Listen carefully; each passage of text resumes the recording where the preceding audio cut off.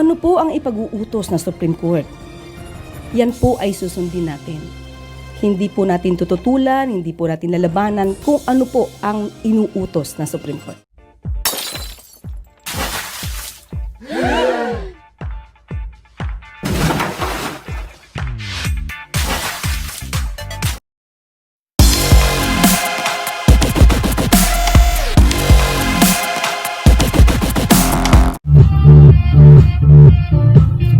Salamat sa iyong suporta sa atong programa Abante Pinoy. Atong usbon o istorya atong usbon ang inyong lingkod. Siyempre diri sa atong programa Abante Pinoy ang inyong lingkod Mr. Bungul. Daghan lagi tagtuki-tukion, daghanta o panag-istoryahan karon daghan istorya nga ngano daw di ta magtinagalog basig di ta kahibalo mo tinagalog o di ta kahibalo mo Tagalog. Mahirapan talaga tayo sa Tagalog kasi alam mo na mahirapan tayo dito.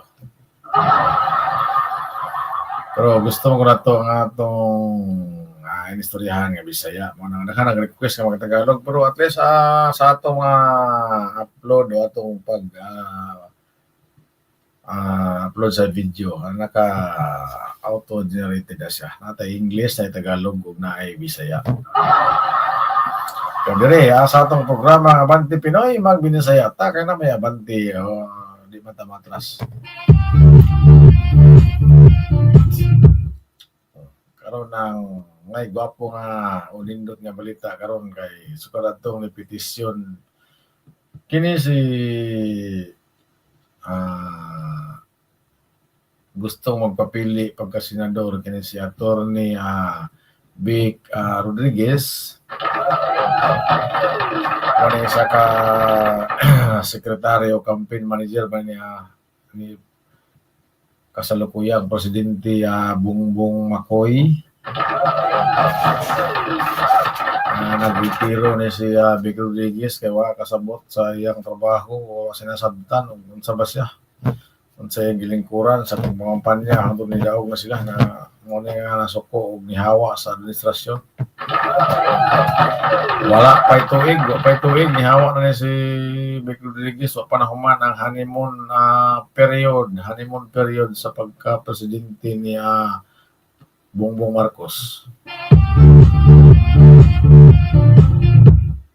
Karon mo siya ni petisyon diha sa Supreme Court tungkol aning budget sa 2025 o GAA. Yan ang petisyonan. So karon gihimuan ning argumento o hearing diha sa Supreme Court.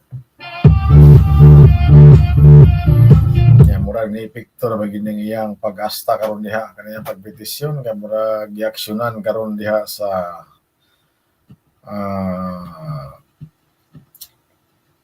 Supreme Court tungod niya ning budget o kaning sa PhilHealth nga kwarta nga 60 billion. Nahisgutan ni karong kwarta gikan sa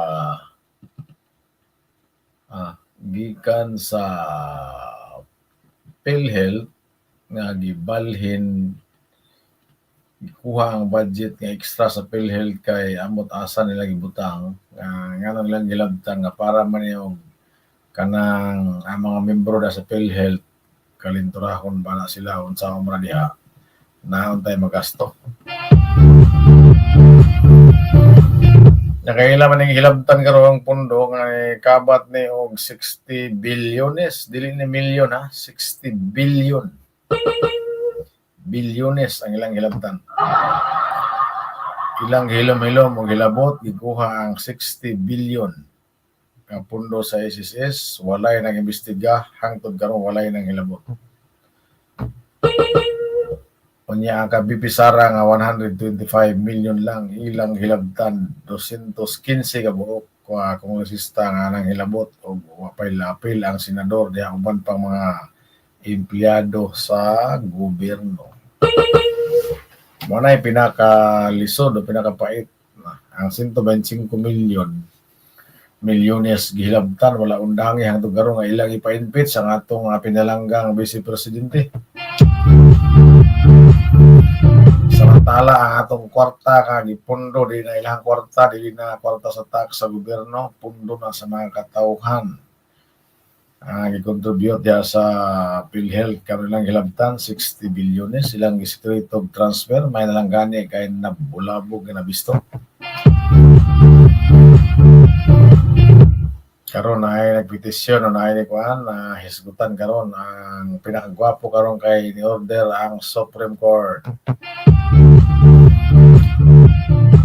Atong paminawon mga ka-people kung unsay order o gideklara sa Supreme Court. Karang gitawag og pinakamataas nga korte sa atong bayang Pilipinas.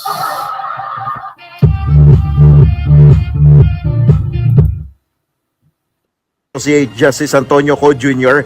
sa naganap na ikatlong round ng oral arguments kahapon. Kaugnay ng mga petisyon na humihiling na pigilan ang paglilipat ng pondo sa National Treasury. Papanahon ng balasahin o palitaan ng mga Atong klarohon para di kita mabitin sa istorya. Kaya bago kayo nagibuyan nga istorya diya sa Supreme Court atong klarohon ng kailangan.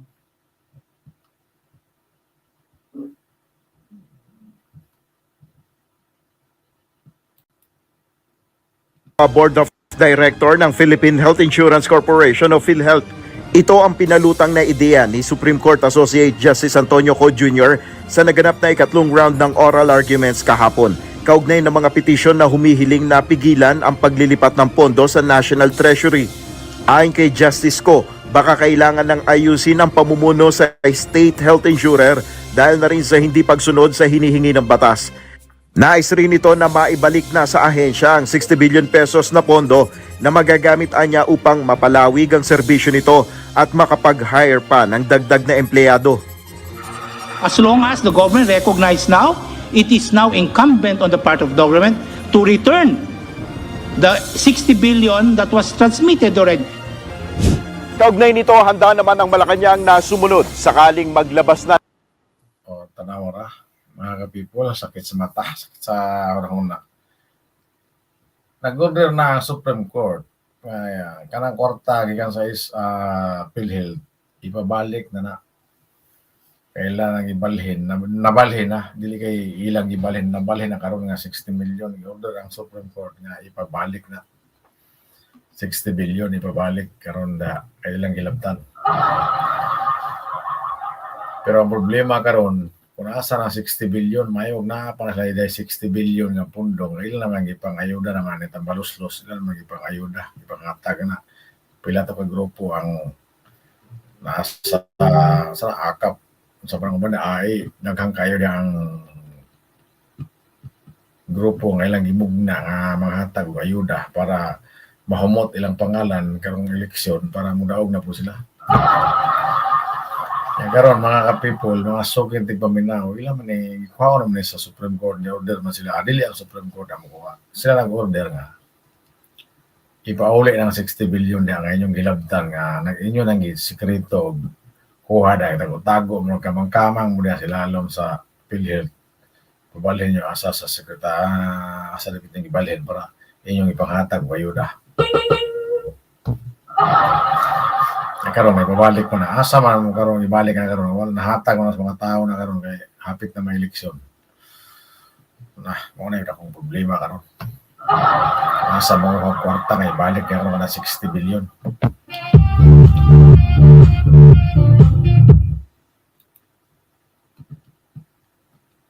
Ng desisyon ng Korte Suprema ukol sa issue ng paglilipat ng pondo ng PhilHealth. Kung ano po ang ipag-uutos na Supreme Court, yan po ay susundin natin. Hindi po natin tututulan, hindi po natin lalabanan kung ano po ang inuutos na Supreme Court. Ito rin ang posisyon ni PhilHealth CEO at President Dr. Edwin Mercado. Samantala, ukol naman sa panawagang i-overhaul ang PhilHealth, tiniyak ng PhilHealth Chief na babantayan naman niyang mabuti ang performance ng Board of Directors para sa nararapat na pananagutan. Bagamat ganun po, lahat naman po kami dito, okay, maging ako man po, ay ina-assess po ng regularly ang performance at kami nga po ay nagsiset na ng mga metrics kung saan po masusukat namin yung aming pong kontribusyon sa organisasyon. So ang magiging plataforma ko po ay dapat po metrics driven at saka po accountability. So moving forward po ay tingin ko po yun din po ang hihingin kong mga patakaran para po sa ating board members. Nel, Luway mo kayo ni Hisgutan, mga ka-people. kaugnay ng mga petisyon na humihiling na pigilan ang paglilipat ng Ato mga suking tikominaw, luway kayo.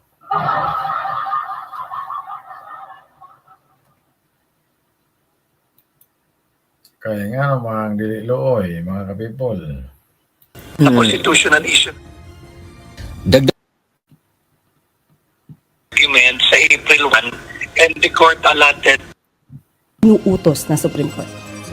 ito rin ang posisyon ni PhilHealth CEO sa nararapat na pananagutan. Ato ni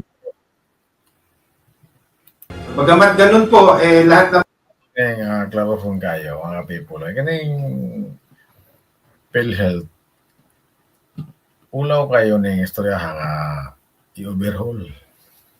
Sobra pa rin sa makina nga nakatok kay overhaul na ang kaning administrasyon o kaning pamamalakad sa PhilHealth. Kini pong ilang doktor diha, ilang hippie diha nga andam po siya mabantay ko no, ug i-overhaul ning ilang lugar karon.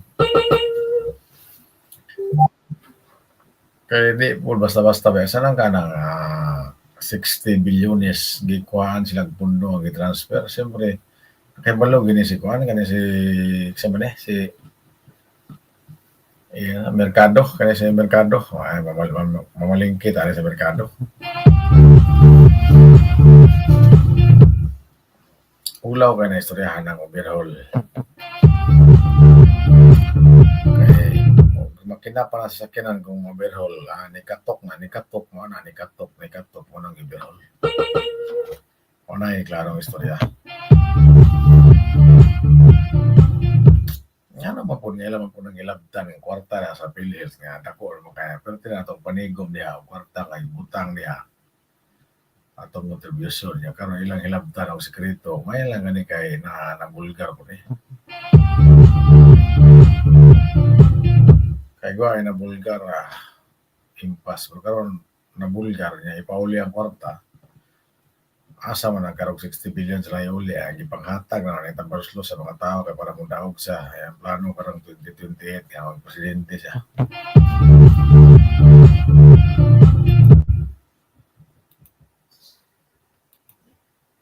CEO at President Dr. Edwin Mercado.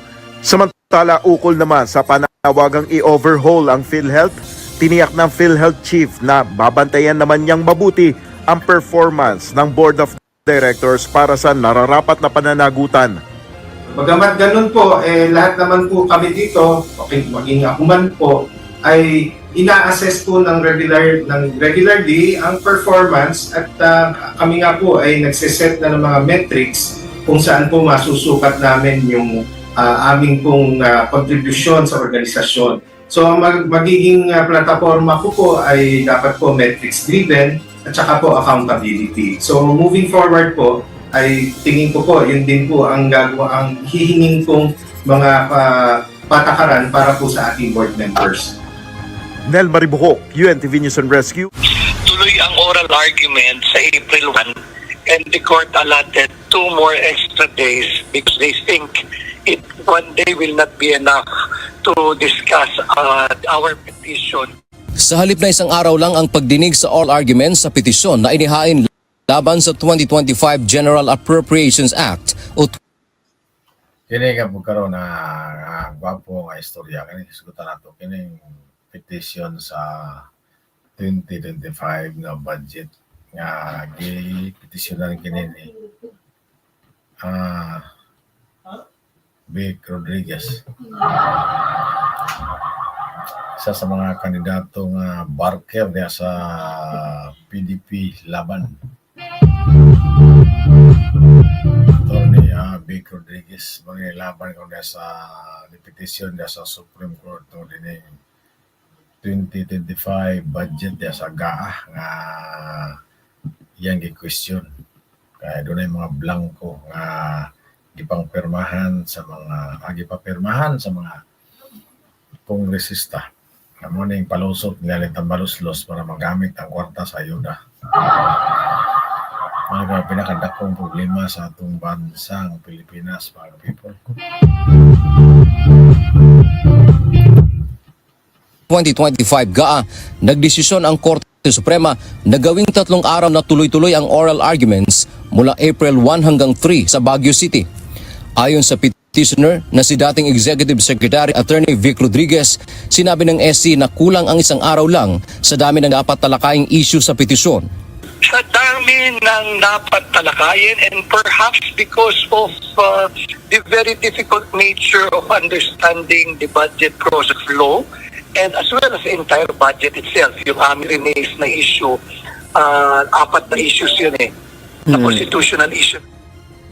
Dagdag pa ni Attorney Rodriguez, obligado Kini kay mga sukit guminaw kasi si Attorney Vic Rodriguez mo ni karon na dagan o pagka-senador nga numero ayaw nyo kalimti o di kita ito makalimtan ang iyang numero sa Senado karon pagdagan niya kay kung ano kolektor gusto mo laban mariba po ang numero kay kolektor gusto niya mangisog niya number 56 mo nga gusto niya maningil kay kusog mo laban kay number 56 56 kusog ni maningil nga 56 mga pinakagwapo Attorney Vic Rodriguez sinato kalimtan og boto karong maabot nga eleksyon midterm election atong isud nila sa Senado kay abogado mayo karon pang na pagkita naghilas kaniyang ipetisyon niya sa budget nga 2025 na ilang nga doon ay mga anomalya muning gireklamo karon ni Attorney Vic Rodriguez.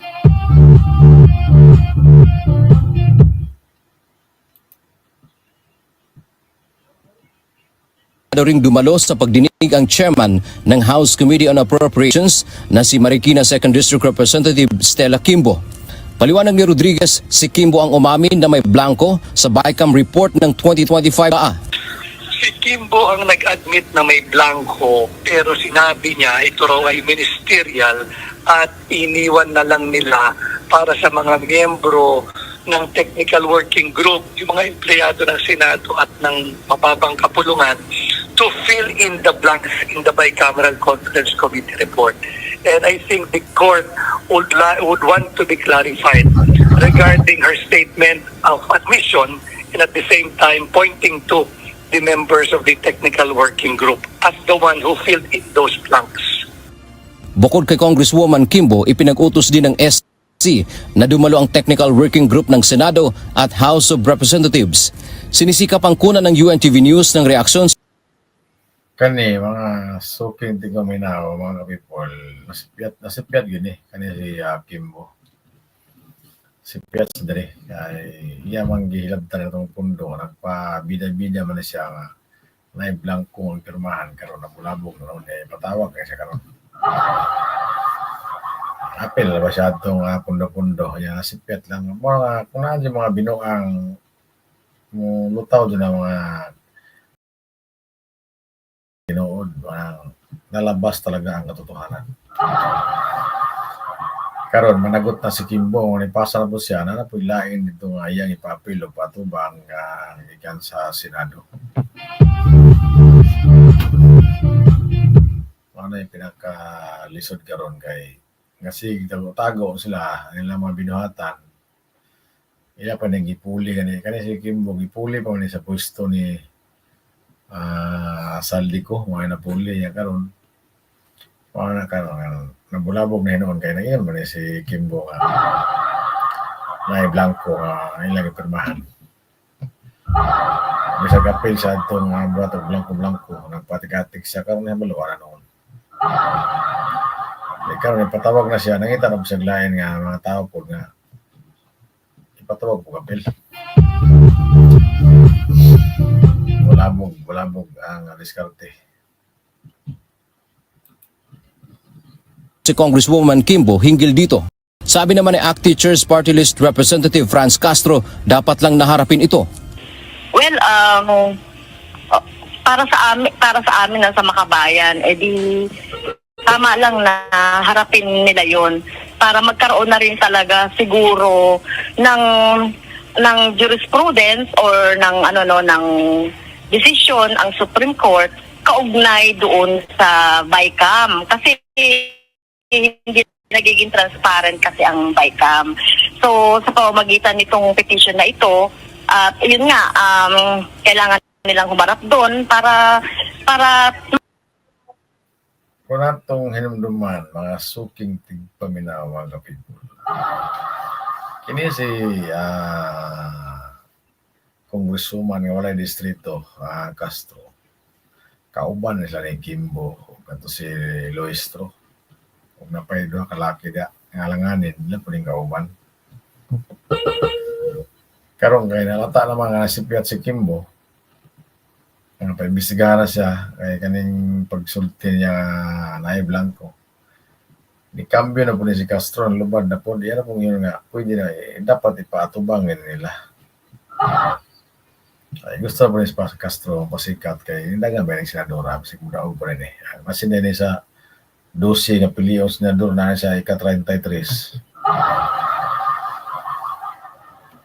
Papapil na ba siya nga dapat ipatubang na ni Kimbo. Hindi mo rin gawas sa siya, nilubad na ba siya?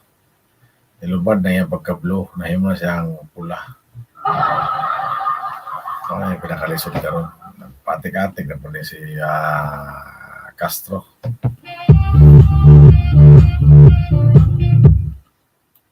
makita talaga yung truth behind doon sa binabanggit ng mga petitioner na tungkol doon sa mga blanco. Ayon pa kay Attorney Rodriguez, puspusan na ang kanilang paghahanda para sa oral Pero at pagkamdaman, ganun si Castro, isa na sa ni amin nga nakapirma siya o blanco. Dili malikayan na mulutaw o munggawas silang tinukat kanang tinuod kay nga nakasulti po ni si Castro nga nakapirma po siya blanco. Karon po si Kimbo nakaistorya nga ilaha man ang grupo diha, ilaha ng grupo mga people kasi pangdamot sa former President Duterte. Karon na nakarma, nali kay nakarma sila. Gigisa sa kagwalingong mantika. Ini si Kimbo. O kisa ba itong isa niya, si Castro. O napaka na si Loistro. Kana sila. Sa naghang mga true or false. Paano karon pinakalisod mga suking tigpaminaw basta politiko sa Pilipinas mahimo kung pinihimon pito ang naong mas labaw pa sa balimbing. Kaya ang balimbing upatra na kanaong o 5 pero kung politiko mo ginalimbing 8 na kaapin. Dahil pinakalisod ya sabton mga kapipol. Ayon tag matinood kani nga pang ipamahayag niya Presidente Marcos na dili na angay mag-impeach, dili na angay impeach kada ko nang gasto daghang problema makadisturbo na sa ilang trabaho. Pero kung tunay tinuod kang presidente, kung insan mo ka ikaw pinaka-leader sa tibuok nga nasyon nga imong gidala, dapat mo tuog ang mga tao na nasa imumos. Pero nang sa mga itabuha kaning mga tao di man mutuo na ni Marcos at mo nito ni Romualdez. Kano yan, huwag sinumbagay ni si Marcos. Huwag sinumbagay ni si Romualdez o si Marcos. Sumbagay ni mga igagaw kaya anong nagilog na siya sa pundo para pangayuda. Karon ipabalik man sa PhilHealth ang 60 billion asa may namangitag kwarta karon. Amaligyan na pa karong Bulawan. Naghanap ay Bulawan, Traguan. Muna,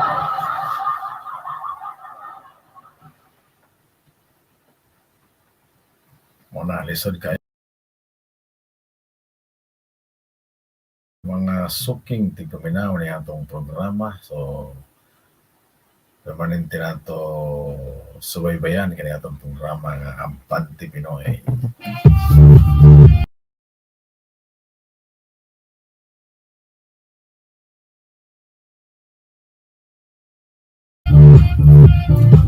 Kaya di rin na ito babaluan ang mga latest o mga bagong update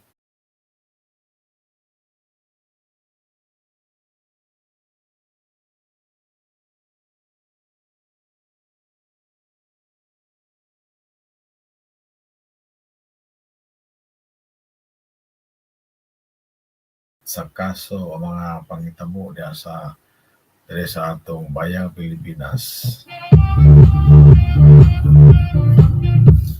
Kay misagasa na karon na grabe kung sa iyong balitaan. Looy ang atong nasod. Katong din mga politiko karon nagpataka na lang. Gusto nila di na balao, di na serbisyo. Ang ilang gusto kung nilang gusto matuman doon, kung nilang gusto may tabo. Pero pagbali sa panahon ng mga people, pagbali sa timing, pagkalingkod ni si Duterte Inday Sara. Daghan kay mga kongresista niya, mawaw, galit, maglupad na sila kay ngano.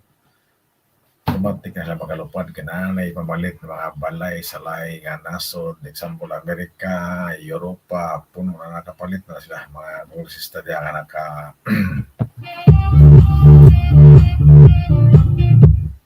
ano yung pinakalisod. Kaya huwag mag-eleksyon, dali kayo duulon kini mga politiko, kung mga politisyan dali kayo duulon para sa eleksyon, bisan pag dili sa eleksyon dali kayo duulon, pero ang problema kay lisod pangitaon.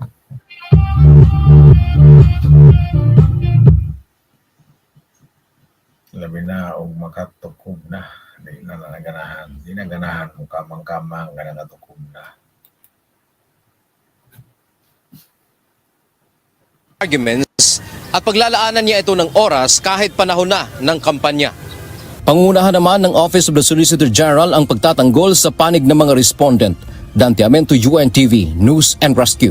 Diyos ang aming sandigan. Impas na sila karon kay taga-Davao ang prosecutor ani mga people. Okay, mga sugang tigpaminaw na itong programa Ampante Pinoy. Siyempre, once again, ang inyong lingkod, ang inyong gabi-abi, tig-abi-abi sa kahanginan ng mga suking tigpaminaw, ang inyong lingkod, Mr. Bohol. Ang tudugma sa samang takna, sa samang gayon, o sa samang lugar. Ano na, puntay laing nga live, bumabahon nga itong pag-eskutan ng may tungod sa atong bayang Pilipinas. Maraming salamat. Dagang salamat mga people, mga suking tigpaminaw na itong programa nga Ampante Pinoy.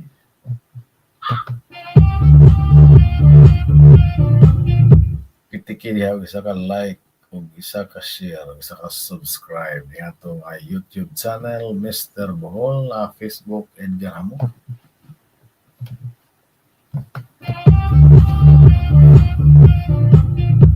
Mas muna ko marami ang